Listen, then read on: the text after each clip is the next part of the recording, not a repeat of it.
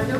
So very interesting process and also method that is dominantly in Latin America. We are going to stay in South America with a project that we worked on with my colleague Ilian on Buenos Aires. Yes, thanks a lot, Catherine, for introducing me. So I'm working at the Share ATI as a research engineer. I'm specialized in GIS, so basically geographical data analysis, which means I'm a lot into maps and that kind of things. So what's interesting with the measurement of accessibility, and in our case, that project in Buenos Aires, which actually was, at the time I'm speaking, was finished a few weeks ago. What's interesting is that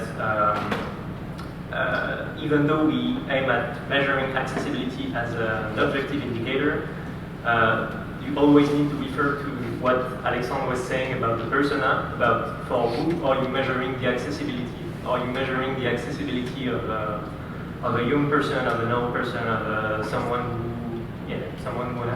with disabilities? So just wanted to mention that as an introduction. But about that Buenos Aires project, so that's a project we did with the partners whom you see the logo on the screen. So that was a project which we did with the city of Buenos Aires, and that's really important because that helped us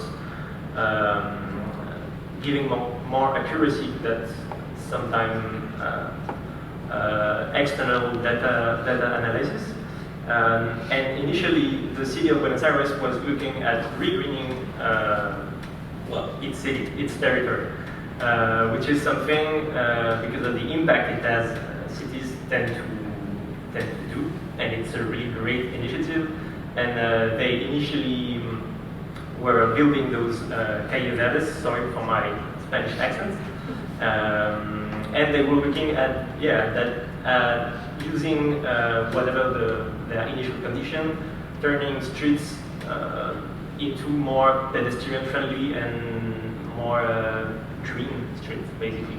And actually, the street scale is a great lever to work on that.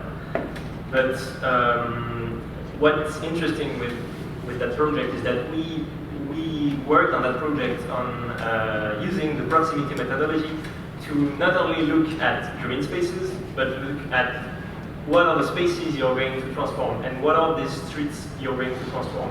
So does the street you want to turn into a more green and more pedestrian-friendly street lack something, or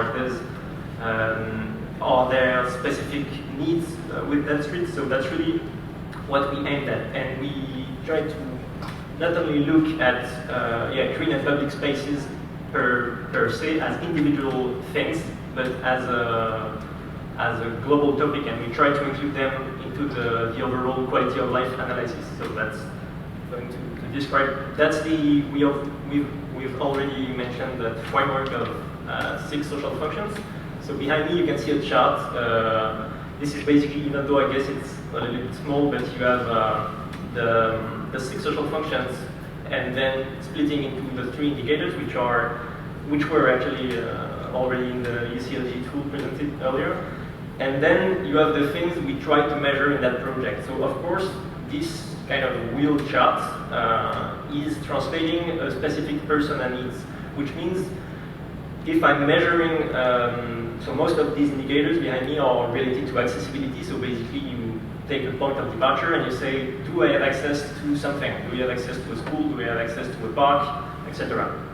But then, do everyone need having access to a school? I guess children do, but maybe other people don't. So that's really the idea behind that approach, which is let's try to create different analysis for each of the personas we want to integrate into our analysis, basically. And so, as any usual territorial diagnosis, what is really great is to work from the most local scale, even though on that slide it's on the right, but actually that's the starting point of really the computation, the building of the analysis. You start measuring from the building, really what do we have access from a certain building, And then you can aggregate that information and try to analyze both the street scale, the neighborhood scale, and the city scale. So actually, in a real project timeline, you often start by looking at the city, and then you start looking at more granular things like neighborhoods. And in our case, we looked at streets because that was the goal, which was to transform and to select and transform streets. And that's kind of the final product I wanted to show you, which is really interesting because it shows actually two separate things. On the left, you have kind of the results of the high quality of societal life indicators, so the things that were measured in that great wheel. And they show two things. They show first the score, the result score. We are talking a lot about scores of the neighborhood, but in comparison to the city average score. And want to point out that when you measure accessibility, of course you need personas, and I've already said that, but you also need to set the benchmarks, because so specific personas have specific needs, but then what's a good quality of life? Is it having access to a school in 10 minutes? Is it 15 minutes? Is it 20? So at that stage, there is no standards, there is no benchmark, and this is pretty much linked to the people, what people think. So it's always important to reposition. In that case, that's a neighborhood scorecard. So to reposition the neighborhood in comparison to the whole city, so you can compare things that are comparable. And eventually, the right piece is looking at the project itself. In our case, we were looking at streets transformation. So that's the result of the project, which is we selected streets in the 48th neighborhood of Buenos Aires. So here you have a scorecard for one neighborhood, and you have streets selected for eligible transformation, I would say.